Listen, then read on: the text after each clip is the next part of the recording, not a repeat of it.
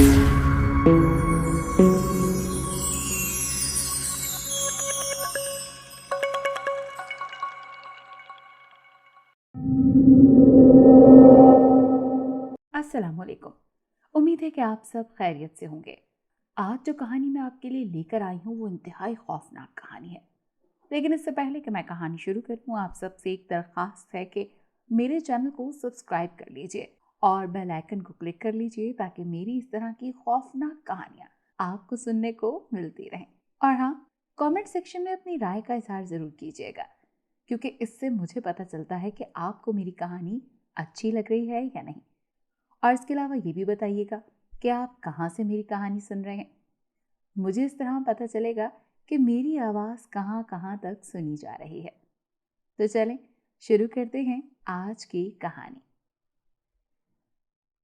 रोशन इस cotton factory का बहुत ही पुराना चौकीदार था जब क़याम शेरवानी साहब ने वो कदीम कॉटन फैक्ट्री खरीद ली और उन्होंने सोचा कि अब इस कॉटन फैक्ट्री की जगह मैं एक बहुत बड़ी मलबूसात की फैक्ट्री बनाऊंगा, यानी कि कपड़े वगैरह जिसमें रेडीमेड गारमेंट्स तैयार होंगे। लिहाजा उनका ख्याल था कि पहले वो इस फैक्ट्री को पूरा मुनहदिम कर देंगे और इसके बाद इसकी जगह एक मॉडर्न स्टाइल की एक फैक्ट्री खड़ी करेंगे जो देखने वाले को भी अपने शहर में जकड़ ले, और इसके साथ साथ जदीद तर्ज के यानी कि मॉडर्न दौर के कपड़े इसमें तैयार करवाए जाएंगे। अब ये पुरानी रुई, घास फूस, कॉटन वॉटन और पुरानी मशीनरी, वो इन सब चीज़ों को तब्दील कर देना चाहते थे। लिहाजा उन्होंने अपनी फैक्ट्री का चक्कर लगाया, जिसको देख के उन्हें इंतहाई मायूसी हुई, क्योंकि इस वक्त वो एकदम पुरानी ईंटों की बनी हुई फैक्ट्री जो सिवाय काट कबाड़ के और कुछ भी नहीं लग रही थी, उन्होंने इसका पूरी तरह से मुआयना किया। रोशू जो कि वहाँ का चौकीदार था, उसने बताया कि साहब, ये फैक्ट्री बहुत ही पुरानी है, आपने ख़रीद तो ली है लेकिन अब आपको इसमें काम बहुत करवाना पड़ेगा। क़याम शेरवानी साहब ने कहा, हाँ मुझे नज़र आ रहा है कि इसको पूरी फैक्ट्री को गिराना पड़ेगा और उसके बाद नई तर्ज की इसमें बिल्डिंग खड़ी करनी पड़ेगी। तो रोशू ने इंतहाई मौदबाना इल्तमास की कि आप फैक्ट्री को भले सारा ही गिरा दीजिए, लेकिन फैक्ट्री के अंदर ऐन दरमियान में एक बरगद का दरख्त है। ध्यान रहे कि फैक्ट्री के दरो दीवार को गिराने वाले मजदूर उस बरगद के दरख्त को कोई नुकसान ना पहुंचाए। रोशू की बात पर 55 साला क़याम शेरवानी साहब एकदम हैरत से उसको देखने लगे और फिर बड़े ही स्पाट चेहरे में कहा, क्यों, उस दरख्त में ऐसा क्या है? तो रोशू ने जवाब दिया, वो दरअसल साहब जी, हमारे बुजुर्ग बता गए हैं कि इस दरख्त के ऊपर कोई गैबी मखलूक रहती है। जो भी इस दरख्त को गिराने की कोशिश करता है उसको बहुत ही नुकसान होता है। कहीं ऐसा ना हो कि वो गैबी मखलूक तैश में आकर आपको भी कोई नुकसान पहुंचा दे। कैसा नुकसान? बेवकूफ़, ये सब पुराने तर्ज की बातें हैं। क़याम शेरवानी साहब लबों पर तमस्खुर बिखेर कर मुस्कुराने लगे। अच्छा, ज़रा ये बताओ तुम्हारे बुजुर्ग और क्या क्या बता गए हैं? रोशू उनका रवैया न समझ सका और उन्हें अपने बुजुर्गों की बताई हुई बातें बड़ी ही तफसील से बताने लगा। वो कहने लगा, जनाब ये कदीमी कॉटन फैक्ट्री है, इसके वस्त में खड़ा ये बरगद का दरख्त उनके बुजुर्गों और उन बुजुर्गों के भी बुजुर्गों के ज़मानों से यूं ही कायम दायम है। किसी ने इस बरगद के दरख्त पर कभी खिज़ां आते नहीं देखी। चाहे कोई भी मौसम हो, ये बरगद का दरख्त ऐसे ही नज़र आता है।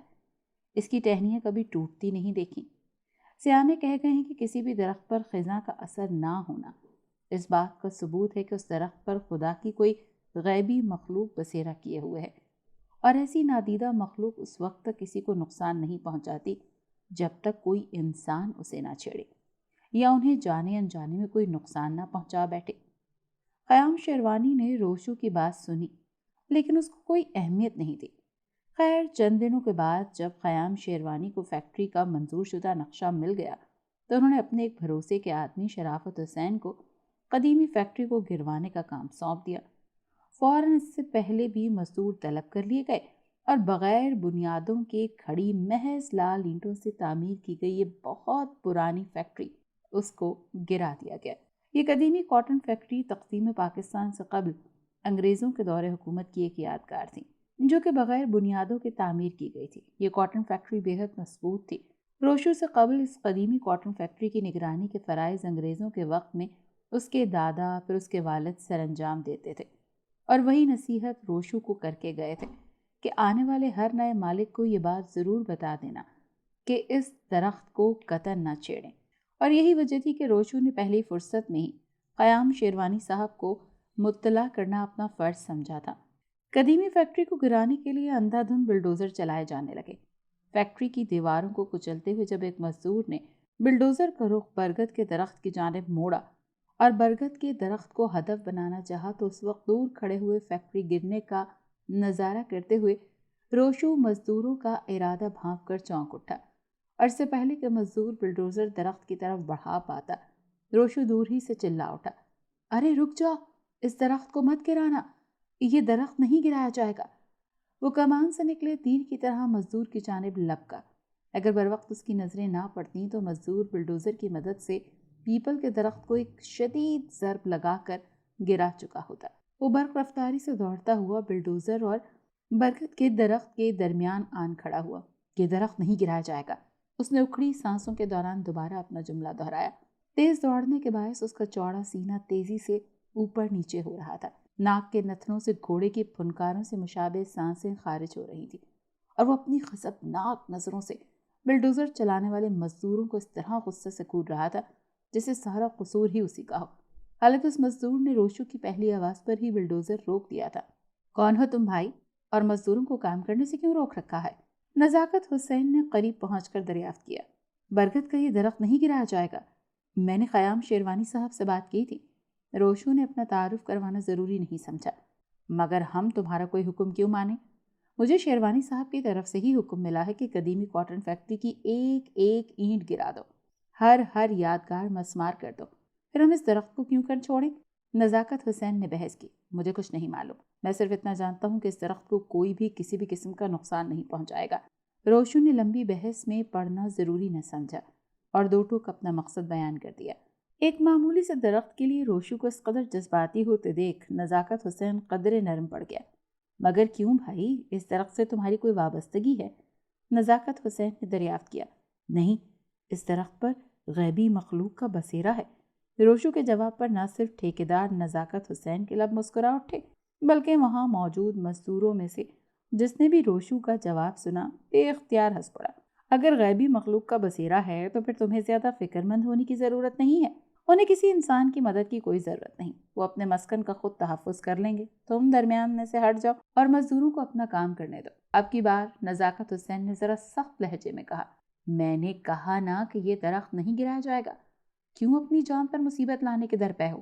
روشو نے بھی سخت لب و لہجہ اپنایا۔ نزاکت حسین نے اسے نرمی اور سختی ہر طرح سے سمجھانے کی ہر ممکن کوشش کی، لیکن جب اسے کسی دیوار کی مانند اپنی جگہ اٹل پایا تو اسے مجبوراً شیروانی صاحب کو اطلاع کرنی پڑی۔ چند لمحات ہی گزرے ہوں گے کہ غیظ و غضب کی تصویر بنے۔ قیام شیروانی وہاں آن دھمکے، کیا بدتمیزی ہے روشو، کیوں تم نے مزدوروں کو کام کرنے سے روک رکھا ہے؟ تمہارا دماغ تو ٹھیک ہے؟ شیروانی صاحب چوٹ کھائے ہوئے ناک کی طرح پھنکارے۔ میں نے کسی مزدور کو کام کرنے سے نہیں روکا ہے صاحب، میں نے صرف اتنا کہا ہے کہ اس درخت کو نہ گرایا جائے، اس پر غیبی مخلوق کا بسیرا ہے۔ کیا فرق پڑے گا صاحب اگر اس درخت کو چھوڑ دیا جائے؟ نادیدہ مخلوق کے غیظ و غضب کو جگانا اچھی بات نہیں، یہ مرتے دم تک انسان کی جان نہیں بخشتے۔ روشو نے ایک بار پھر قیام شیروانی صاحب کو سمجھانا چاہا، کیوں چھوڑ دیا جائے اس درخت کو؟ اور فرق بھی پڑے گا، اس درخت کو گرانا بے حد ضروری ہے، ہم نہیں چاہتے کہ ہماری فیکٹری کا کوئی بھی حصہ بدنما لگے، آئی سمجھ؟ شیروانی نے روشو کو گھورتے ہوئے کہا اور نزاکت حسین کو کام شروع کرنے کا اشارہ کیا۔ درختوں پر سوائے پرندوں کے خدا کی کوئی مخلوق بسیرا کر ہی نہیں سکتی، اور یہ نادیدہ مخلوق کیا ہے؟ محض پرانے زمانے کے لوگوں کی من گھڑت کہانیاں ہیں جو تم جیسے جاہل لوگوں کی وجہ سے ہر دور میں لوگوں کے کانوں تک پہنچتی رہی ہیں۔ بہتر یہی کہ تم ان فضول باتوں کے چکروں سے باہر آ جاؤ۔ قیام شیروانی صاحب نے روشو کو نرمی سے سمجھایا، چاہے آپ مانے نہ مانے صاحب، لیکن ہمارے بزرگوں نے اپنی آنکھوں سے نہ صرف ہوائی مخلوق کو دیکھا ہے بلکہ ان لوگوں کا بھیانک انجام بھی دیکھا ہے جنہوں نے خدا کی اس نادیدہ مخلوق کو کسی بھی طرح کا نقصان پہنچانے کی کوشش کی ہے۔ روشو نے ایک امید سے کہا، For God's sake روشو، میرا دماغ خراب مت کرو، انہوں نے غصے سے کہا اور تیز تیز قدم اٹھاتے ہوئے آگے بڑھ گئے۔ نزاکت حسین کی آواز پر مزدوروں نے تحریک سی چلائی اور ایک دم اس درخت کو گرا دیا گیا۔ روشو نے اب وہاں کھڑے رہنا قطعی مناسب نہ سمجھا، اس کا دل خون کے آنسو رو رہا تھا۔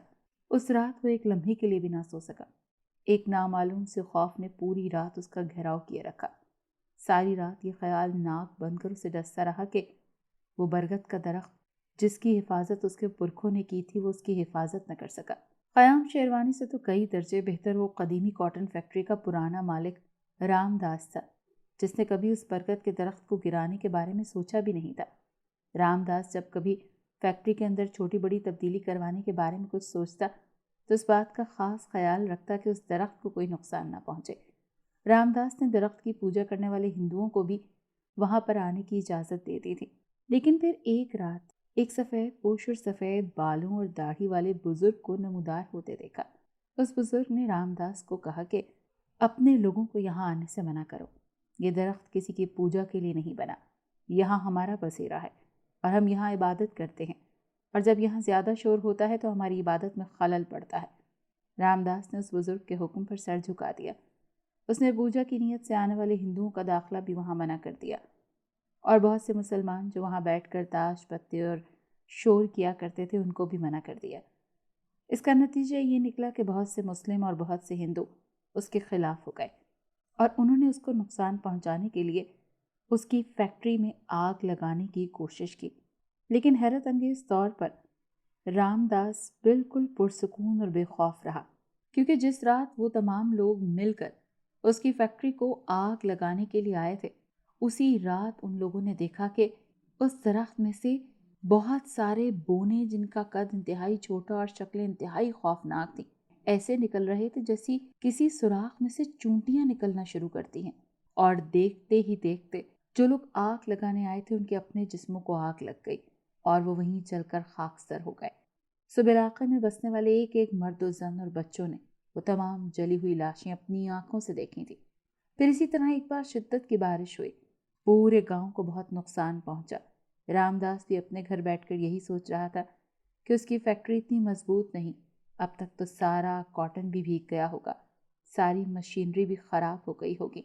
लेकिन जब 15 दिन के बाद बारिश थमी और घबराया हुआ रामदास फैक्ट्री पहुंचा तो ये देखकर उसकी हैरत की कोई इंतहा न रही कि किसी ने न सिर्फ तमाम मशीनों को बेहतरीन प्लास्टिक के थैलों से ढांप कर मजबूती से डोरियों से बांध कर बारिश के पानी से कतई महफूज कर लिया था, बल्कि उसकी लाखों रुपए की कॉटन को भी महफूज जगह पर रख दिया गया था। यूं लग रहा था जैसे नादीदा मेहरबान कोई रामदास के नुकसान का पहले ही से इल्म हो चुका था और उसने ख़ास तौर पर कीमती मशीनों और लाखों रुपए की कॉटन की हिफाजत की थी। बाकी होने वाला छोटा मोटा नुकसान ऐसा ना था जिस पर अफसोस किया जाता। हालांकि बारिश बाइस से जहमत बनकर जब गैज़ व गज़ब से बरसी थी, हर घर में तबाही और बर्बादी की एक नई दास्तान रकम कर गई थी। लेकिन रामदास की फैक्ट्री इस बारिश में मुकम्मल तौर पर महफूज रही। अल्लाह ने गैबी मखलूक को वसीला बनाकर रामदास पर अपनी मेहरबानियों की इंतहा कर दी थी, और ये इतनी बड़ी बात थी कि रामदास की आंखों से खुशी और तशक्कुर के आंसू जारी हो गए। फिर पाकिस्तान के मौरज़े वजूद में आते ही रामदास ने मजबूरन फैक्ट्री फ़रोख्त कर दी, जो ख़रीद फ़रोख्त के मुख्तलिफ मराहल से गुजरने के बाद बिलाखिर क़याम शेरवानी साहब की मलकियत करार पाई। क़याम शेरवानी साहब एक पढ़े लिखे इंसान थे, एक बहुत ही कामयाब बिजनेसमैन। पढ़े लिखे होने का गुरूर बाज़ इंसानों में इंतहा से ज़्यादा खुद पसंदी भर देता है। वो अक्ल को अपने घर की बांधी समझ लेते हैं और इस जोम में मुब्तला रहते हैं कि उनकी हर बात बिल्कुल ठीक होती है। क़याम शेरवानी का शुमार भी ऐसे ही पढ़े लिखे जाहिलों में होता था। वो इंतहा से ज़्यादा खुद पसंद और ज़रूरत से ज़्यादा पुरएतमाद था। गैबी मखलूक़ात को वो महज इस हद तक कायल थे कि कायनात में सिर्फ जिन्नात ही पाए जाते हैं, और सदियों पहले इन जिन्नात का भी ज़मीन से अमल दखल ख़त्म कर दिया गया था। अब महज इनसे वाबस्ता क़स्से कहानियाँ ही रह गई हैं जो नस्ल दर नस्ल चली आ रही हैं। उन्हें कायल करना या समझाना रोशू के बस से बाहर था। इसीलिए रोशू ने भी अब चुप साध ली थी, लेकिन उसके दिल में खौफ बैठ गया था जैसे बहुत जल्द कुछ बहुत ही बुरा होने वाला है। खैर, फैक्ट्री गिरा दी गई, दरख्त भी गिरा दिया गया और दूसरा मरहला अब बुनियादें खोदे जाने का था। मशीनें तलब करके इस काम का भी आगाज़ कर दिया गया। उससे ज़्यादा हैरत इस बात पर हो रही थी कि बरसों से कायम उस बरगद के दरख्त को मजदूरों ने चंद घंटों के अंदर जड़ों से उखाड़ फेंक डाला, लेकिन गैबी मखलूक की तरफ से किसी भी किस्म के गुस्से नफरत का इजहार देखने में नहीं आया। आखिर गैबी मखलूक खामोश क्यों थी?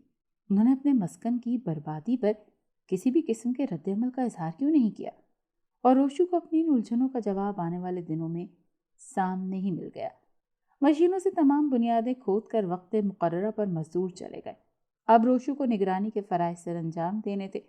وہ نماز عشاء کی ادائیگی کے بعد جب منہدم فیکٹری کی جانب قدم بڑھانے لگا تو اسے ایک عجیب سی آواز سنائی دینے لگی۔ جیسے جیسے وہ فیکٹری کی جانب قدم بڑھاتا جا رہا تھا اس کے کانوں میں ایک شور سا آتا جا رہا تھا۔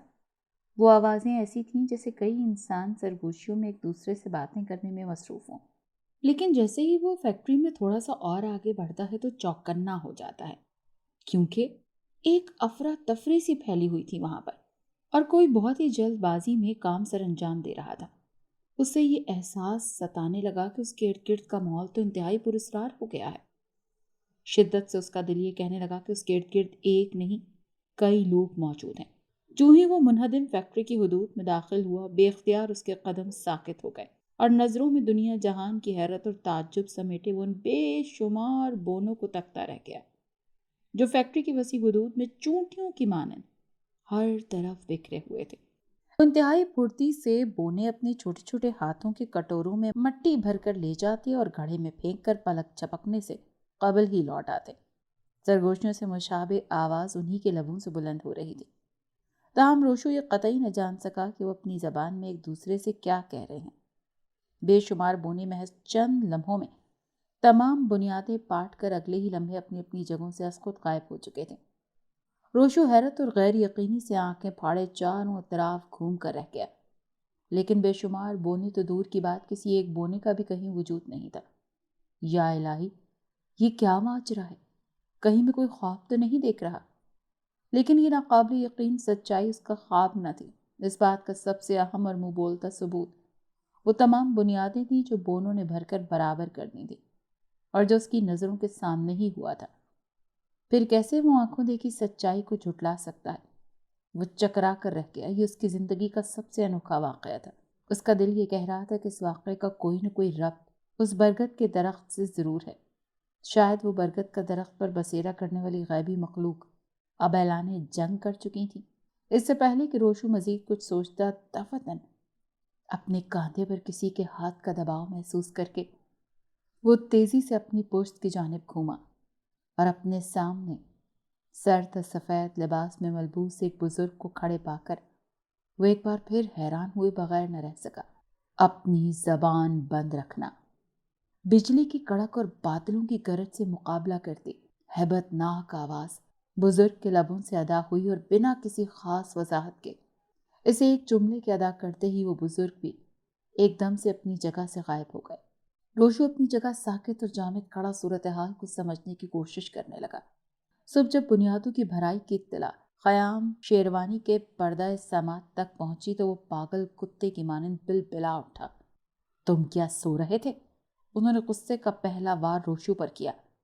نزاکت حسین بھی اپنی شرافت کو پس پشت دھکیلے اسے غضبناک نظروں سے گھور رہا تھا۔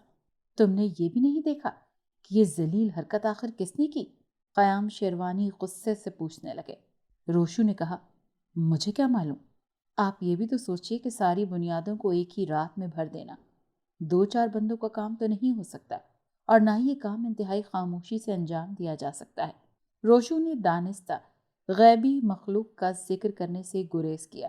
اس نقطے پر خیام شیروانی نے بہت سوچا اور یہ بھی سوچنے لگے کہ ہاں واقعی بغیر مشینوں کی مدد کے 2-4 لوگ تو یہ کام ایک ہی رات میں نہیں کر سکتے۔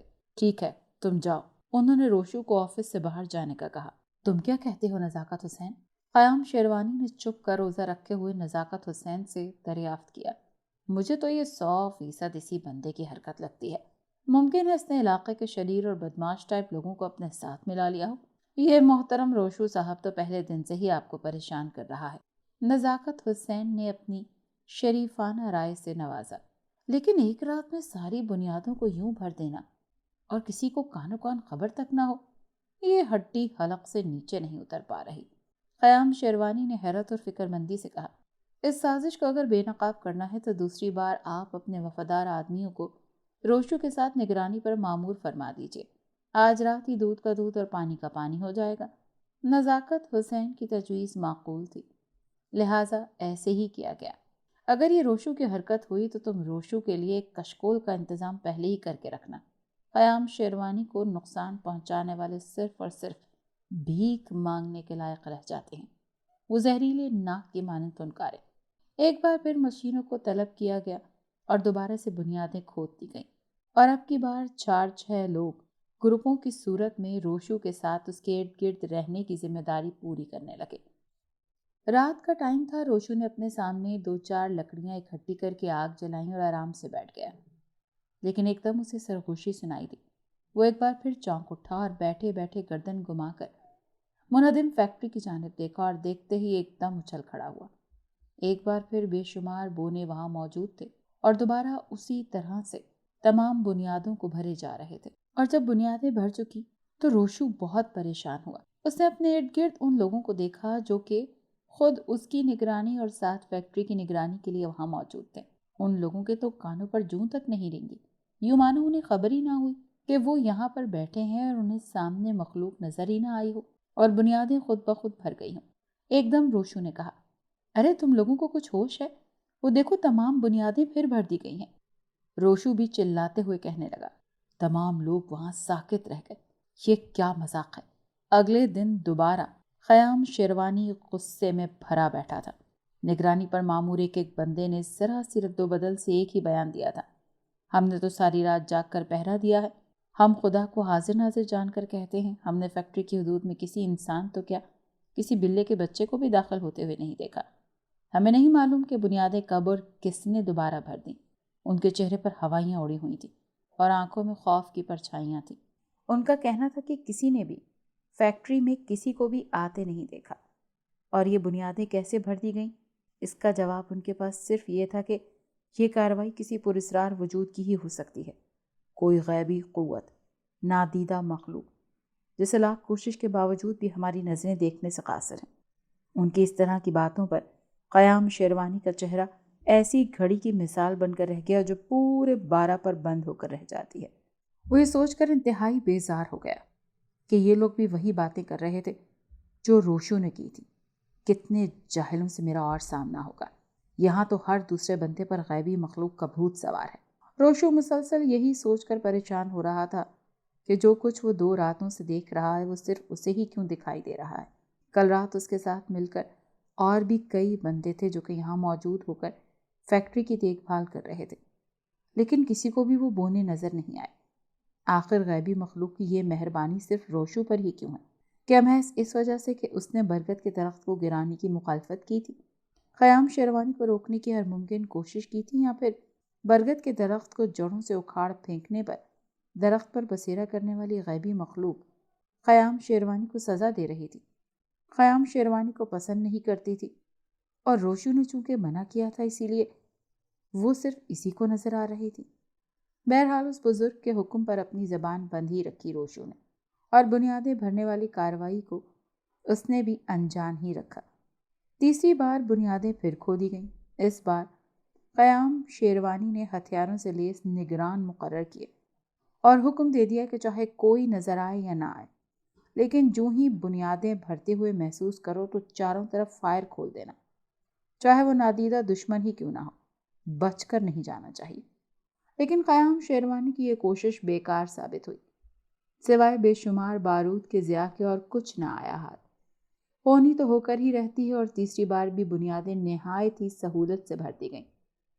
اس طرح تو میری فیکٹری کبھی تعمیر نہیں ہو سکے گی، اس مسئلے کا کوئی تو حل ہوگا۔ قیام شیروانی بے حد پریشان ہو کر بلبلا اٹھا۔ حل تو ہے صاحب، لیکن آپ مانیں گے نہیں، نزاکت حسین نے اس بار کہا۔ بتاؤ، انہوں نے ایک امید سے کہا۔ ہمارے محلے میں ایک بزرگ رہتے ہیں، عزت و احترام سے اہل محلہ انہیں سید صاحب کہتے ہیں، ان کے کشف و کرامات کے بڑے چرچے ہیں، اگر آپ مناسب سمجھیں تو میں ان سے اس حوالے سے بات کروں؟ قیام شیروانی نے کہا کہ ہاں ضرور۔ رات کو روشو اپنی چارپائی پر بیٹھا قہوے سے شغل فرما رہا تھا کہ اچانک ہی وہی سفید پوش بزرگ نمودار ہوئے۔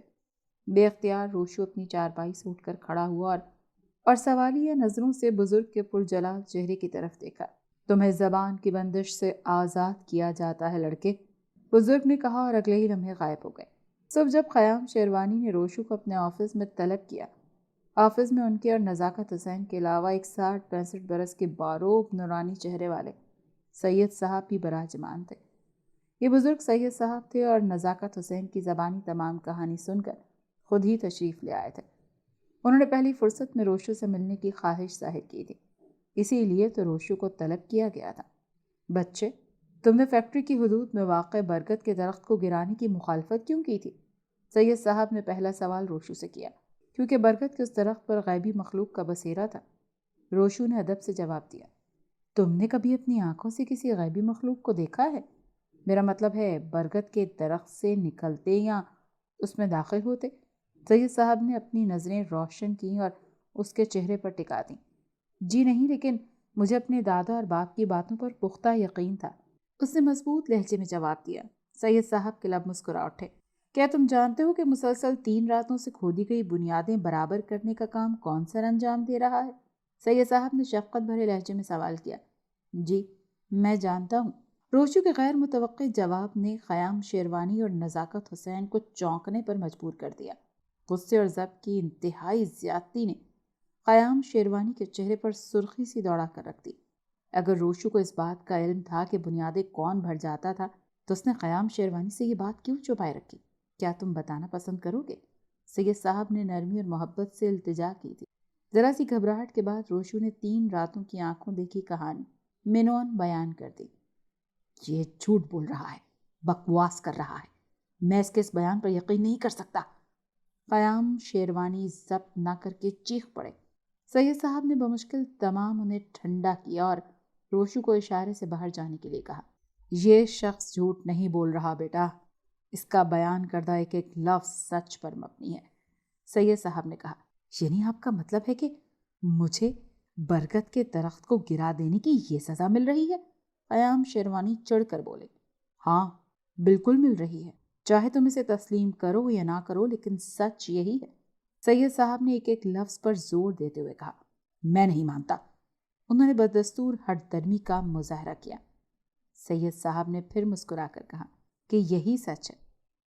تو پھر نزاکت حسین نے کہا کہ سید صاحب اس مسئلے کا کوئی تو حل ہوگا۔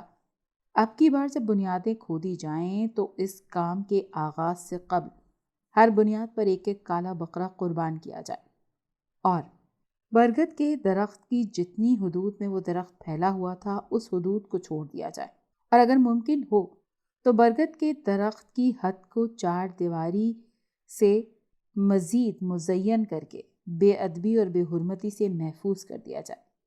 اس کے ارد گرد اتنی دیوار بنا دی جائے جس میں کوئی داخل نہ ہو سکے۔ سید صاحب نے ایک بھرپور نظر خیام شیروانی کے اکھڑے اکھڑے چہرے پر ڈال کر کہا، اس میں تمہاری اور تعمیر ہونے والی فیکٹری کی بہتری پوشیدہ ہے، بصورت دیگر ناقابل تلافی نقصان کا چہرہ دیکھنا پڑے گا جس سے اب تک تم محفوظ ہی رہے ہو۔ سید صاحب نے دیکھا کہ خیام شیروانی کے لبوں پر تمسخرانہ مسکراہٹ نے ڈیرا جما لیا۔ خیام شیروانی تو سید صاحب کی بات ماننے کے حق میں ہی نہیں تھے، لیکن نزاکت حسین نے انہیں سمجھا بجھا کر راضی کر ہی لیا۔ لیکن فوراً سے بھی پہلے کئی کالے بکرے کے صدقے دیے گئے اور اس کے بعد برگد کے درخت کی تمام حدود کو نشان لگا کر اس کے ارد گرد چھوٹی سی دیوار بنا دی گئی۔ اس رات خیام شیروانی اپنی خوبصورت گھر کے آراستہ اور پیراستہ خوابگاہ میں نرم و ملائم بیڈ پر لیٹے کروٹیں بدلتے رہے۔ ایک نامعلوم سے ڈر اور خوف نے ان کی نیند اڑا دی تھی۔ وہ ساری رات یہی سوچتے رہے کہ کیا آج رات بھی بنیادیں بھر دی جائیں گی؟ کیا ان کی فیکٹری کبھی تعمیر نہیں ہو پائے گی؟ کیا واقعی انہیں برگد کے درخت کو گرانے کی سزا مل رہی ہے؟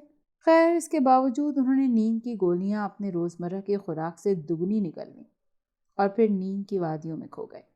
ڈر اور خوف کے گہرے بادل پوری رات چھائے رہے۔ صبح 8 بجے انہیں نزاکت حسین کی ٹیلی فون کی کال موصول ہوئی۔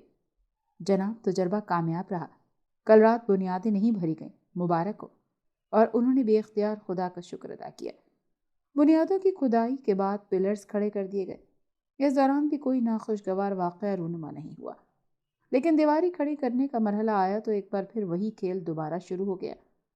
مزدور پورے دن سخت محنت کے باوجود جو دیواریں کھڑی کر جاتے، رات میں انہی دیواروں کو ہاتھی کی جسامت رکھنے والے عجیب و غریب جانور چنگھاڑتے ہوئے آتے اور کچل کر رکھ دیتے۔ ظاہر ہے کہ چورا چورا اینٹیں کسی کام کی نہ رہتی۔ عجیب و غریب جانداروں کی یہ کارستانی بھی روشو نے باہوش و حواس دیکھی۔ کیا مصیبت ہے یہ سب! قیام شیروانی اپنے بال نوچ کر رہ گئے۔ آخر وہ کب تک مالی نقصان سہتے رہتے؟ جناب عالی، دشمن کوئی انسان ہو تو اس سے نمٹا جا سکتا ہے، کسی نادیدہ دشمن کا ہم کیسے اور کب تک مقابلہ کریں گے؟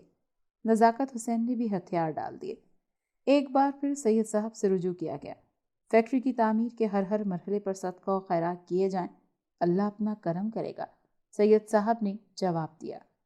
لہٰذا بنیادوں کے بعد دیواروں اور پھر چھت کی تعمیر سے پہلے ہزاروں روپے صدقہ و خیرات کی نظر کر دیے گئے، اور فیکٹری کی تعمیر کا کام انہی صدقات و خیرات کی وجہ سے مرحلہ وار انجام پاتا رہا۔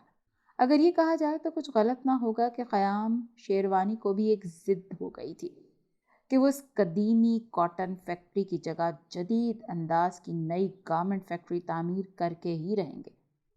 اگرچہ روشو جیسے معمولی چوکیدار سے نمٹنا ان کے لیے کوئی مشکل نہ تھا، لیکن وہ روشو کو پہلے یہ باور کروانا چاہتے تھے کہ وہ اپنی ضد کے بے حد پکے ہیں، چاہے دشمن نادیدہ ہی صحیح، لیکن وہ دشمن سے ہار نہیں مانیں گے۔ اور بالآخر خوشیوں بھری وہ گھڑی بھی آن پہنچی جب قیام شیروانی کو ان کے دیرینہ خواب کی تعمیر میسر آ گئی، یعنی سابقہ کاٹن فیکٹری کی جگہ دور جدید کی سہولیات سے آراستہ ان کی نئی گارمنٹ فیکٹری تیار ہو گئی۔ اس دن وہ خوشی کی انتہائی زیادتی سے باولے ہوئے جا رہے تھے۔ اس خوشی میں انہوں نے اپنے سینکڑوں روپے کی مٹھائی بھی تقسیم کروائی اور اپنی جیت کے نشے میں غرق روشی کو خصوصی طور پر اپنے آفس میں طلب کر کے اسے اپنے ہاتھوں سے 5 کلو کی مٹھائی کا ٹوکرا عنایت کرتے ہوئے کہا، دیکھا تم نے؟ دیکھا نا روشو کہ ہماری گارمنٹ فیکٹری آخر کار تعمیر ہو ہی گئی، ہم جیت گئے روشو، ہم جیت گئے۔ تم بھی قیام شیروانی کے عزم کو مان گئے ہوگے۔ قیام شیروانی واقعی ایک ناقابل فراموش انسان ہے جس کو کبھی ہرایا نہیں جا سکتا۔ وہ غرور اور تکبر سے قہقہے اگلنے لگے۔ دولت میں بڑی طاقت ہے، اپنے نادیدہ دشمن کو ہم نے اسی دولت کی طاقت سے زیر کر لیا۔ دیکھی نا تم نے غیبی مخلوق کی اوقات، چند کالے بکرے اور چند ہزار روپے کی خیرات، ان کی خدمت میں کیا پیش کی؟ وہ اپنی ساری دھما چوکڑی بھول گئے۔ I am the great۔ صدقہ و خیرات کرنے والوں پر اللہ اپنی رحمتیں اور برکتیں نازل فرماتا ہے۔ آپ نے اپنی فیکٹری کی خیر و برکت کے لیے صدقے و خیرات کے عمل کو اپنایا اور اللہ نے آپ پر اپنا کرم کیا۔ قیام شیروانی نے روشو کی بات کی گہرائی میں جانا قطعی گوارا نہ کیا۔ بہرحال تم کچھ بھی کہو، غیبی مخلوق نے ہم سے شکست تو کھائی نا۔ وہ بدستور ہنس رہے تھے۔ روشو چپ کھڑا تھا۔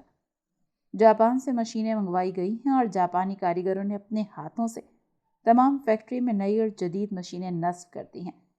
فیکٹری کی افتتاحی تقریب کے دعوت نامے تقسیم کر دیے گئے ہیں۔ کل صبح 11 بجے قیام شیروانی کو اپنے دستے مبارک سے اپنی گارمنٹ فیکٹری کا افتتاح کرنا تھا۔ وہ افتتاحی تقریب ایسی شاندار اور بے مثال کرنے کے خواہش مند تھے کہ مدتوں لوگ یاد رکھیں۔ تمام مشینوں پر دھاگے، کپڑے، چمڑے چڑھا کر مشینوں کو الرٹ کر دیا گیا تھا۔ تمام بٹن آن رکھے گئے تھے، صرف مین سوئچ بند تھا۔ اسی مین سوئچ کو آن کر کے قیام شیروانی کو اپنی گارمنٹ فیکٹری، اپنے دیرینہ خواب کو شرمندہ تعبیر کرنا تھا۔ کل فیکٹری کی افتتاحی تقریب کے بعد تم خود کو نوکری سے باہر سمجھنا، مجھے تم سے بہتر نگراں یا چوکیدار میسر آ چکا ہے۔ قیام شیروانی نے نفرت اور حقارت سے روشو کو گھورتے ہوئے کہا اور آگے بڑھ گئے۔ روشو کے ساتھ 10 اور افراد بھی فیکٹری کی کڑی نگرانی پر مامور کیے گئے تھے تاکہ کوئی دشمن کسی بھی قسم کی شرارت نہ کر سکے۔ اسی لیے خاص طور پر نزاکت حسین بھی نگرانی کرنے والوں میں شامل تھے۔ قیام شیروانی کے دل و دماغ سے غیبی مخلوق کا ڈر اور خوف بالکل مٹ چکا تھا۔ اول تو وہ اس بات کو تسلیم کرنے سے ہی انکاری تھے کہ ان کے دشمن کوئی نادیدہ مخلوق تھی۔ انہوں نے اول دنوں کی پریشانیوں کو دشمنوں کی طرف سے کروائے گئے کالے جادو کی شعبدہ بازی قرار دیا۔ دوم یہ کہ وہ اپنی دانش میں اپنے نادیدہ دشمنوں کو شکست سے دوچار کر چکے تھے، اسی لیے وہ قطعی مطمئن تھے۔ تاہم ان کے لیے وہ رات کاٹنا اتنی آسان نہ تھی۔ ان کے دائرے اختیار میں اگر ہوتا تو وہ صبح کو کھینچ کر لے آتے۔ چشم تصور سے وہ اپنے آپ کو عمرہ اور وزراء کے درمیان گھرے ہوئے اور خود کو اپنی گارمنٹ فیکٹری کا افتتاح کرتے ہوئے دیکھ کر اپنے آپ مسکرائے جا رہے تھے۔ اور پھر نہ جانے وہ کب نیند کی وادیوں میں اتر گئے۔ یہ ان کی زندگی کی آخری پرسکون نیند تھی۔ اس رات کے بعد سکون کی نیند ان کے لیے محض ایک خواب بن کر رہ جانی تھی جس سے وہ لا علم تھے۔ نیند کی مہربان دیوی ان پر مہربان ہو چکی تھی۔ ہر ذی روح اس وقت سویا ہوا تھا، لیکن دوسری طرف کچھ لوگ جاگ رہے تھے جو کہ فیکٹری کی حفاظت پر مامور تھے۔ اب بولو روشو، کیا کہتے ہو؟ کل صبح قیام شیروانی اپنے مبارک ہاتھوں سے اپنی اس گارمنٹ فیکٹری کا افتتاح کرنے والے ہیں۔ ارے یہ تمہاری غیبی مخلوق کو چپ کیوں لگ گئی؟ کیا میدان چھوڑ کر بھاگ گئی ہے؟ نزاکت حسین نے بھی حقارت اور طنز سے بھرپور لہجے میں ہنستے ہوئے کہا۔ پہلے تو بار بار بنیادیں بھر جاتی تھیں، دیواریں گرائی جا رہی تھیں، اینٹیں مٹی بنا کر ضائع کی جا رہی تھیں۔ ارے اب کیا ہوا؟ ان کی پٹاری میں دکھانے کے لیے کوئی اور شوبدہ نہیں رہ گیا؟ نزاکت حسین نے تمسخر اڑاتے ہوئے کہا، لیکن اگلے ہی لمحے ان کی ہنسی ان کے سینوں میں گھٹ کر رہ گئی اور آنکھیں فرط خوف سے پھیل کر نزاکت حسین کے وجود پر ٹک کر رہ گئیں، جس کا جسم زمین سے از خود بلند ہو کر ہوا میں اس طرح معلق ہو کر رہ گیا تھا جیسے اسے کسی نادیدہ قوت نے دبوچ رکھا ہو، اور اس نادیدہ ہستی کی گرفت میں نزاکت حسین کی گردن تھی۔ اس کا چہرہ کرب اور اذیت کے بڑی خوفناک تصویر پیش کر رہا تھا۔ خون کی گردش تھم جانے کے باعث اس کا چہرہ لہو کی مانند سرخ پڑ چکا تھا۔ دماغ کی رگیں ابھر آئی تھیں، آنکھیں حلقوں کے حصار سے باہر آتی محسوس ہو رہی تھیں، اور فضا میں معلق اس طرح ہاتھ پاؤں چلائے جا رہا تھا جیسے نادیدہ ہستی کی گرفت سے رہائی کی کوشش کر رہا ہو۔ روشو سمیت وہاں موجود تمام افراد یہ ناقابل یقین منظر دیکھ کر اس طرح ساکت ہو چکے تھے جیسے کسی نے ان سب کو سحر پھونک کر پتھر کی طرح منجمد کر ڈالا ہو۔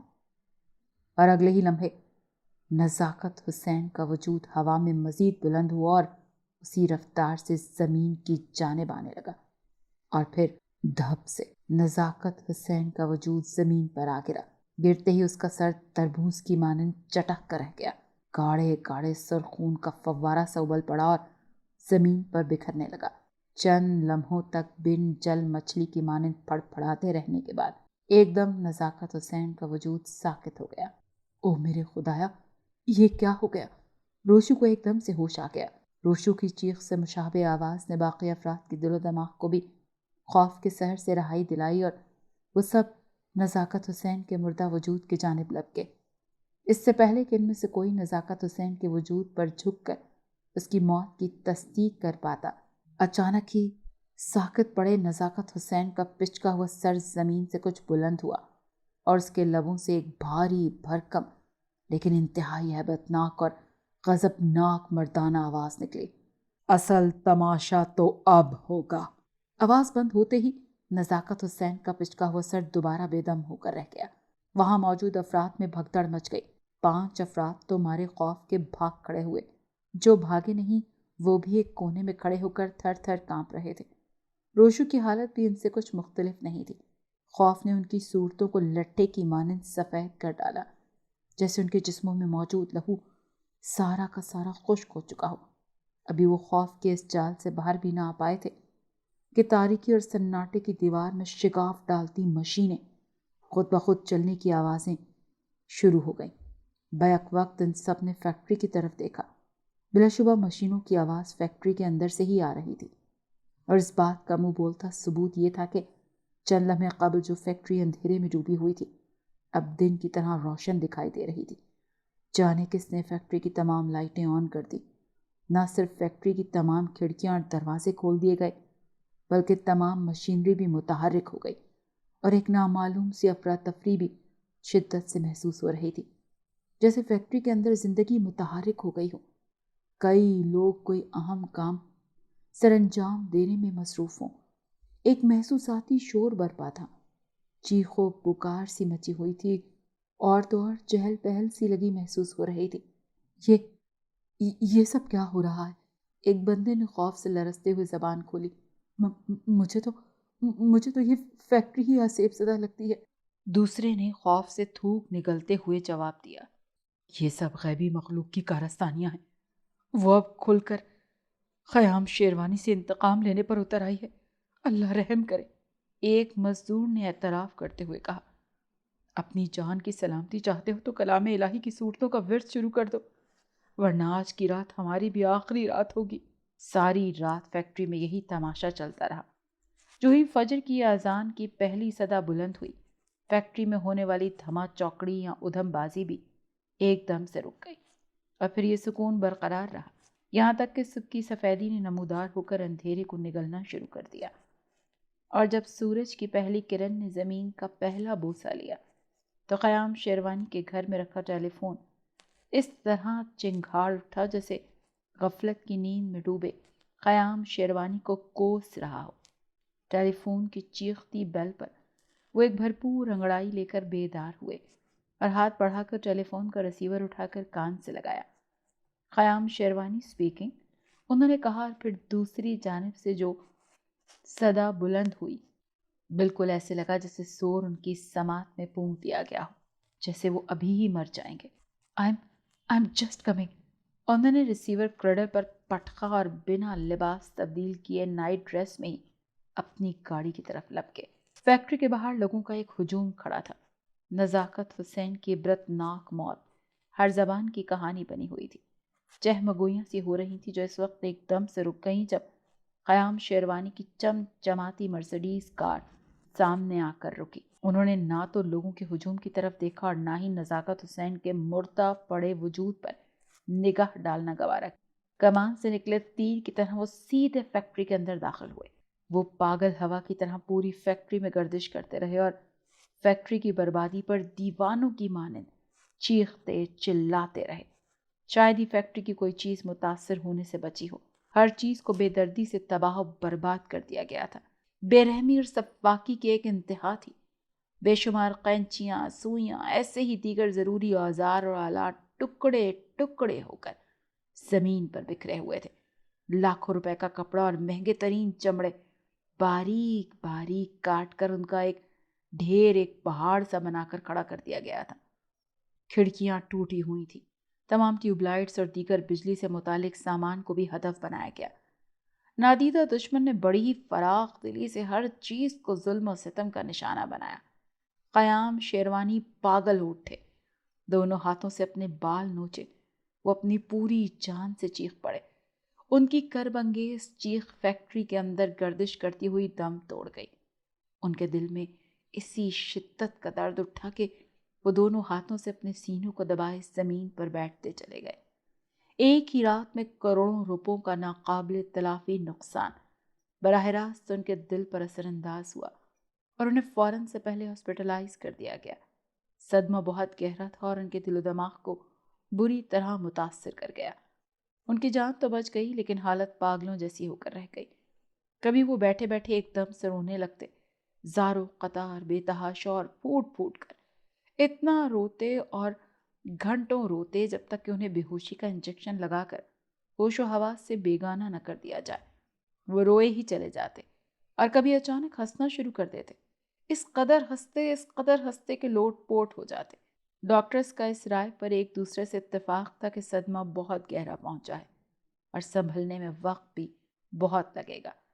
دوسری طرف قیام شیروانی کی بیگم عذرا شیروانی فوری طور پر فیکٹری کی دیکھ بھال قیام شیروانی کے بھتیجے ساغر شیروانی کے سپرد کر چکی تھی اور ان کی مدد کے لیے اپنے اکلوتے بیٹے عمار شیروانی کو بھی پاکستان آنے کے لیے خط لکھ ڈالا تھا۔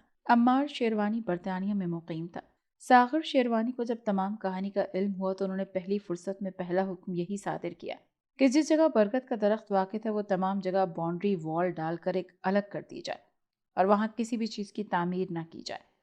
فیکٹری کی مرمت کرنے والے مزدوروں نے سب سے پہلے یہی کام سر انجام دیا، جس کے بعد برگد کے درخت پر واقع وہ تمام چار دیواری پہلے سے بھی زیادہ مضبوط کھڑی کر دی گئی۔ قیام شیروانی سے بہت مختلف ہیں، انہیں تو غیبی مخلوقات کے ہونے پر یقین ہی نہیں تھا۔ کچھ لوگوں نے ساغر شیروانی کو گھیر لیا۔ ساغر شیروانی نے یہ بات شدت سے نوٹ کی کہ ہر شخص کی زبان پر غیبی مخلوق کے انتقام کی کہانی تھی اور ہر بندہ قیام شیروانی سے ہمدردی کرنے کے ساتھ ساتھ یہ نصیحت بھی ضرور کر جاتا تھا کہ دنیا میں انسانوں، جانوروں، چرند پرند کے علاوہ بھی خدا کی بہت سی مخلوقات پائی جاتی ہیں جنہیں اگر ہماری نظروں سے کسی خاص مصلحت کے تحت پوشیدہ رکھا گیا ہے تو اس کا مطلب ہرگز یہ نہیں نکلتا کہ سرے سے ان کے وجود کو تسلیم ہی نہ کیا جائے؟ جب قیام شیروانی کو پہلے ہی سے مطلع کر دیا گیا تھا کہ فیکٹری کی حدود میں واقع اس برگد کے درخت کو نہ گرایا جائے، تو پھر نہ جانے انہوں نے کیوں ہٹ درمی کا مظاہرہ کیا؟ ایک شخص نے حیرت کا اظہار کیا، اللہ معاف کرے، ہمارے بزرگ کہا کرتے تھے کہ غیبی مخلوق کے انتقام کی آگ کبھی بجھتی نہیں ہے۔ ایک دوسرے بڑی عمر کے شخص نے کہا، ہمارا تو یہ مشورہ ہے صاحب کہ برگد کے درخت کو گرانے سے اس پر بسیرا کرنے والی جو غیبی مخلوق بکھر چکی ہے، کسی عامل کامل ہستی سے رجوع کر کے پہلے ان کو ان کی جگہ پر مخصوص کیا جائے، اس کے بعد ہی فیکٹری کا کام دوبارہ کروایا جائے۔ خیر، ساغر لاسانی سب کی باتیں بڑی سنجیدگی سے سنتا رہا اور مشوروں کو بھی نوٹ کرتا رہا۔ انہیں یہ مشورہ بھی برا نہیں لگا تھا۔ دوسری طرف عمار شیروانی کے پاکستان آنے سے قبل ہی انہوں نے ایک بزرگ کی خدمات حاصل کر لی، جنہوں نے 11 دن اور راتیں اسی چار دیواری میں کاٹی اور بغیر سوئے غیبی مخلوق کو ان کی چار دیواری کے اندر مخصوص کرنے کے لیے کوششیں کی۔ اس جگہ جنات کا بسیرا تھا جو اپنا مسکن اجاڑ دینے پر سخت غیظ و غضب میں بھرے گھوم رہے ہیں۔ میں نے بڑی مشکل سے نہ صرف انہیں قابو کیا ہے بلکہ اس چار دیواری تک محدود کر دیا ہے۔ اب آپ سے التماس ہے کہ اس چار دیواری کے اندر جانے سے گریز کیجیے گا۔ ان جنات کا غصہ ٹھنڈا نہیں ہوا۔ جو بھی شخص اس چار دیواری کے اندر داخل ہونے کی سنگین غلطی کرے گا وہ برے نتائج کا خود ذمہ دار ہوگا۔ بزرگ نے خبردار کیا اور بنا کوئی معاوضہ لیے ہی رخصت ہو گئے۔ اس طرف سے اطمینان حاصل ہونے کے بعد ساغر شیروانی نے متاثرہ فیکٹری کی تعمیر و مرمت کا کام شروع کروایا۔ تائی جان، عمار کو اس سلسلے میں کچھ نہیں بتائیے گا، وہ ان چیزوں کو نہیں مانتا اور جذباتی بھی بہت ہے۔ ساغر شیروانی نے عذرا شیروانی کو یہ بتانا ضروری سمجھا۔ قیام شیروانی کی دیرینہ خواب کی تعبیر جس قدر بھیانک روپ میں سامنے آئی، وہ منظر ان کے دماغ سے نکالے نہیں نکل رہا تھا۔ انہیں آنکھ بند کرتے ہی تباہ و برباد فیکٹری دکھائی دینے لگتی۔ وہ گہری نیند میں سونے کے باوجود چیخیں مار کر جاگ اٹھتے تھے۔ ان کی جسمانی حالت بھی مردوں جیسی ہو کر رہ گئی تھی، خالی خالی ویران آنکھیں، لٹے کی مانند سفید رنگت اور ڈھانچہ سا جسم۔ خیر، عمار شیروانی اپنی والد کی حالت پر بہت غصے میں تھا۔ وہ پاکستان آ گیا تھا اور اب سب کچھ تہس نہس کر کے رکھ دینے کے در پہ تھا۔ وہ انتہائی غصے میں تھا۔ ابھی اسے نہیں معلوم تھا کہ اصل کہانی کیا ہے، کیونکہ اصل کہانی تو اس سے پوشیدہ رکھی گئی تھی۔ وہ یہ سوچ رہا تھا کہ اس کے والد کے خواب، چونکہ اس کا دیرینہ خواب تھا، ان کے خوابوں کی تعبیر وہ اپنے والد کو ضرور دے گا۔ ان کے والد کے دوست جن کا نام حشام ملک تھا، انہوں نے اسے طریقے سے سمجھایا کہ بیٹا بھول جا، جو بھی کچھ ہوا وہ ماضی میں رہ گیا، اب دیکھو اپنے باپ کی فیکٹری کو دوبارہ تعمیر کرو، پچھلی دشمنوں کو اس طرح سے بار بار مت جگاؤ۔ امپاسبل ہے انکل، دشمنوں کو بخشنا ہماری عادت نہیں۔ عمار شیروانی نے ہٹ درمی کا مظاہرہ کیا۔ حشام ملک نے ان کی توجہ ہٹانے اور اس کے دل و دماغ سے دشمنوں کو ڈھونڈ کر ان سے بدلہ لینے کا خناس نکالنے کے لیے انہیں بری طرح فیکٹری کے کاموں میں الجھا کر رکھ دیا، اور بالآخر وہ جوان ذہنوں نے اپنی ذہانت اور صلاحیتوں کے بلبوتے پر 1 سال کے اندر اندر فیکٹری کو نہ صرف مکمل طور پر سنبھال لیا بلکہ اس فیکٹری کو ملک بھر کی صف اول کی گارمنٹ فیکٹری بنا کر حق ادا کر دیا۔ قیام شیروانی کی صحت اور دماغی حالت میں بہتری آنے لگی، اور جب وہ مکمل طور پر صحت مند ہو گئے تو ایک دن انجانے میں اپنے اوپر گزری کربناک کہانی کا ایک ایک ورق عمار شیروانی کے سامنے کھول کر رکھ دیا۔ آج بھی جو لوگ یہ کہتے ہیں کہ مجھ پر یہ ساری مصیبتیں اور پریشانیاں اسی درخت کو گرانے کی وجہ سے آئی ہیں، لوگ مجھے یہ اکثر کہتے ہیں کہ میں نے اس درخت پر غیبی مخلوق کا بسیرا اجاڑ کر رکھ دیا، اسی لیے انہوں نے مجھے اپنے انتقام کا نشانہ بنا لیا۔ وہ دکھ سے بولے، جہالت کی انتہا ڈیڈ۔ عمار لاسانی نے حقارت سے جواب دیا، کیا آپ کا دل تسلیم کرتا ہے ڈیڈ ان فضول اور بیتکی باتوں کو؟ ہاں بیٹا، سچ تو یہ ہے کہ پہلے میں بھی ان باتوں پر یقین نہیں رکھتا تھا، لیکن یکے بعد دیگرے پیش آنے والے ناقابل یقین اور انہونے واقعات نے مجھے بہت کچھ سوچنے پر مجبور کر دیا۔ آج مجھے یہ حقیقت تسلیم کرنے میں کوئی آر نہیں ہے کہ انسانوں کی اس دنیا میں ظاہر اور پوشیدہ خدا کی تمام مخلوق بستی ہے۔ ہماری کسی بھی ناپسندیدہ بات یا ناپسندیدہ حرکت پر مشتعل ہو کر ہمیں بڑے سے بڑا مالی اور جانی نقصان پہنچانے پر وہ لوگ قادر ہیں۔ قیام شیروانی نے دل و دماغ کی یقینی کے ساتھ یہ کہا۔ چھوڑیے ان فضول باتوں کو، آپ یہ سوپ پیجیے۔ عمار لاسانی نے انہیں قریبی میز پر رکھا ہوا سوپ سے بھرا پیالہ اٹھا کر دیتے ہوئے کہا۔ ان کے لبوں پر زہر بھری مسکراہٹ نے ڈیرا جما لیا۔ انجانے میں ہی صحیح، لیکن قیام شیروانی انہیں اپنے دشمنوں سے آگاہ کر گئے تھے۔ انہیں یہ بھی اس لمحے یاد آیا کہ فیکٹری کے وسط میں انہوں نے ایک مقفل کمرہ دیکھا تھا جس کے بارے میں ساغر شیروانی نے کوئی خاطر خواہ جواب نہ دیا۔ شاید خیام شیروانی کے نادیدہ دشمن اس کمرے میں مقیم تھے۔ پھر یہ کس طرح ممکن تھا کہ باپ کو موت کے منہ میں دھکیلنے والے، انہیں کروڑوں روپے کا ناقابل تلافی نقصان پہنچانے والے اس کے اتنے قریب موجود ہوں اور وہ انہیں ڈھونڈ ڈھونڈ کر پاگل نہ کر دے؟ بظاہر تو عمار نے اپنے آپ کو پرسکون رکھا ہوا تھا، لیکن دل ہی دل میں انتقام کی آگ بھڑک رہی تھی، اور اپنے دل میں وہ یہ عہد کر چکا تھا کہ اپنے باپ کے دشمن کو کسی قیمت پر نہیں بخشے گا، چاہے وہ غیبی ہی مخلوق کیوں نہ ہو۔ اسے یقین تھا کہ اس کے دشمنوں نے کالے جادو کروا کر ان کے ساتھ یہ سب کچھ کروایا ہے، اور اپنے اس کام میں وہ 100% کامیاب رہے۔ ہم نے فیصلہ کر لیا ہے کہ فیکٹری کے اندر واقع اس مقفل کمرے کو ہم اپنے انہی ہاتھوں سے آگ لگائیں گے۔ دشمن اگر اس کمرے میں بند ہے تو ہم اسے زندہ جلا ڈالیں گے۔ عمار شیروانی نے بے حد نفرت سے اپنے فیصلے سے عذرا شیروانی کو آگاہ کیا، جو یہ سن کر دہل گئی۔ ایسا غضب نہ کرنا بیٹا، تمہارے ڈیڈ اب تک سنبھل نہیں پائے ہیں۔ انہوں نے عمار شیروانی کو اشاروں میں سمجھانے کی کوشش کی۔ او کم آن، افسوس کی بات ہے ماما، آپ بھی جاہل لوگوں کی باتوں پر یقین کر بیٹھی ہیں۔ ڈیڈ کی یہ حالت کسی غیبی مخلوق نے نہیں کی، ان کے ان دشمنوں نے کی ہے جو ان کی آستین میں پل رہے تھے۔ برگد کے درخت کو تو محض ایک ایشو بنا دیا گیا ہے تاکہ اصل دشمن پردے میں ہی رہیں اور موقع ملتے ہی پھر ہمیں ڈسنے کے لیے تیار رہیں، لیکن ہم نے فیصلہ کیا ہے کہ ہم ان آستین کے سانپوں کو اب سر اٹھانے کی اجازت ہرگز نہیں دیں گے۔ عمار شیروانی نے اپنے دو ٹوک فیصلے سے اپنی ماں کو آگاہ کیا۔ عذرا شیروانی نے پہلی فرصت میں ساغر شیروانی کو اس کے ارادوں سے آگاہ کیا۔ جو کمرہ مقفل ہے اسے مقفل ہی رہنے دیں، آپ ایسی کوئی حماقت نہیں کریں گے۔ ہم دوبارہ سے ان تمام کرائسس سے گزرنے کی ہمت نہیں کر سکتے۔ خدا کے فضل سے ہماری فیکٹری چل پڑی ہے، پھر ہم کیوں بیٹھے بٹھائے کوئی مصیبت اپنے سر مول لیں؟ ساغر شیروانی نے عمار شیروانی کو سمجھانے کی بھرپور کوشش کی۔ جب سے وہ بزرگ کمرے میں جنات کو بند کر کے گئے ہیں، اس دن کے بعد سے ساغر شیروانی نے کئی بار ہوش و حواس میں اس کمرے کی دیواروں سے مرد و زن کو باہر آتے اور دیواروں میں غائب ہوتے دیکھا ہے۔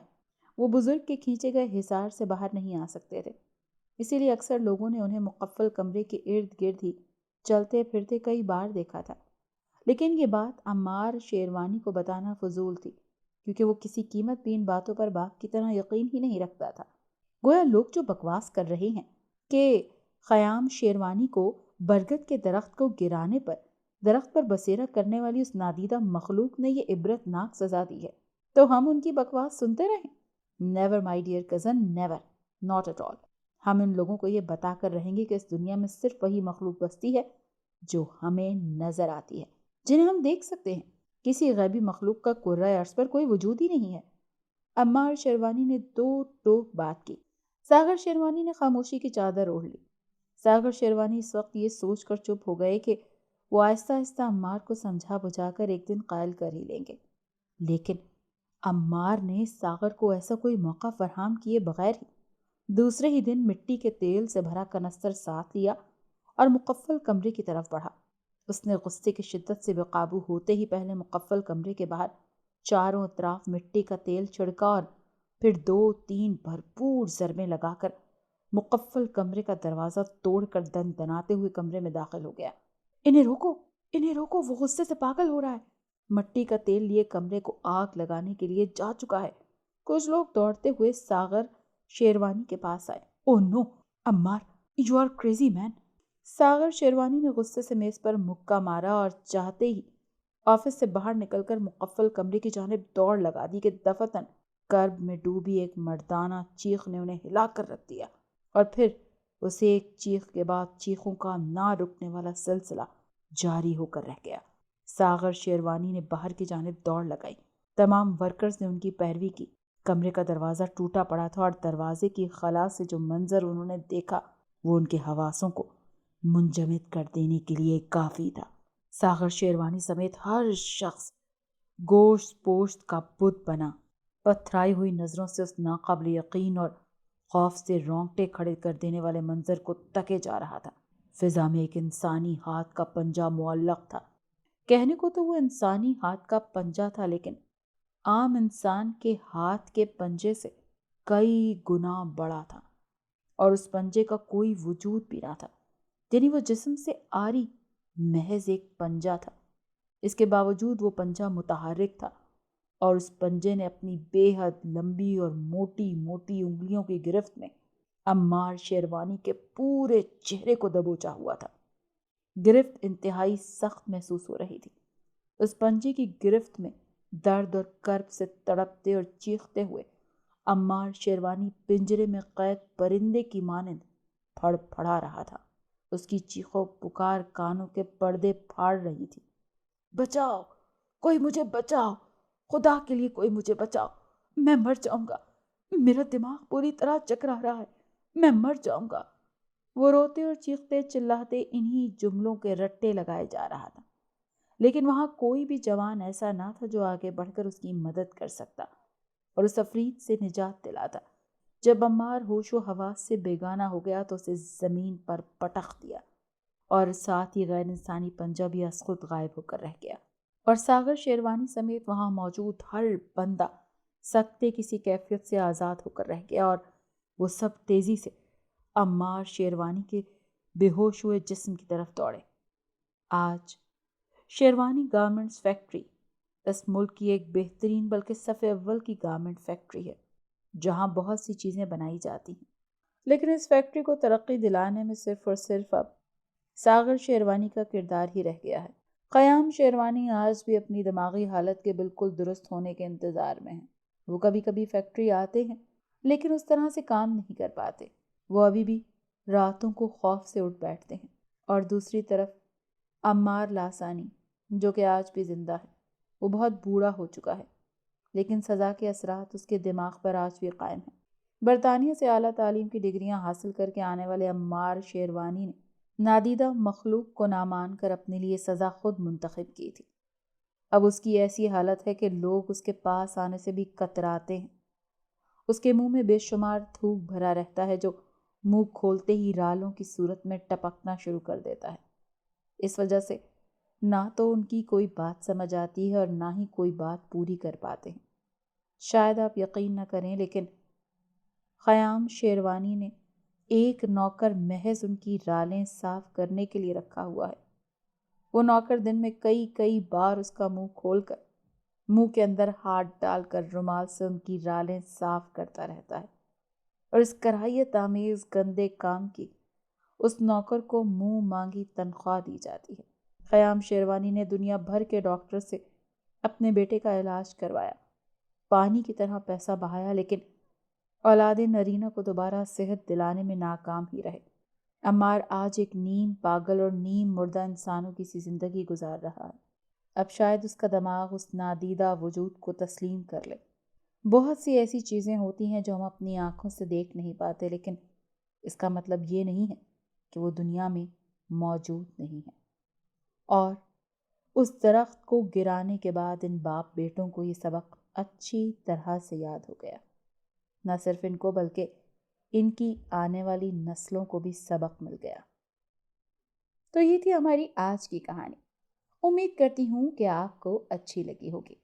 अगर मेरी कहानी अच्छी लगी है तो मैं आपको याद दिला दूं कि मेरे चैनल को सब्सक्राइब ज़रूर कीजिए और कमेंट सेक्शन में मुझे ज़रूर बताइएगा कि आज की मेरी कहानी आपको कैसी लगी।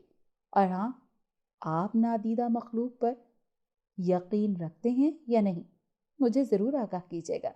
साथ ही बेल आइकन क्लिक कर लीजिए ताकि इस तरह की खौफनाक कहानियाँ आपको सुनने को मिलती रहें।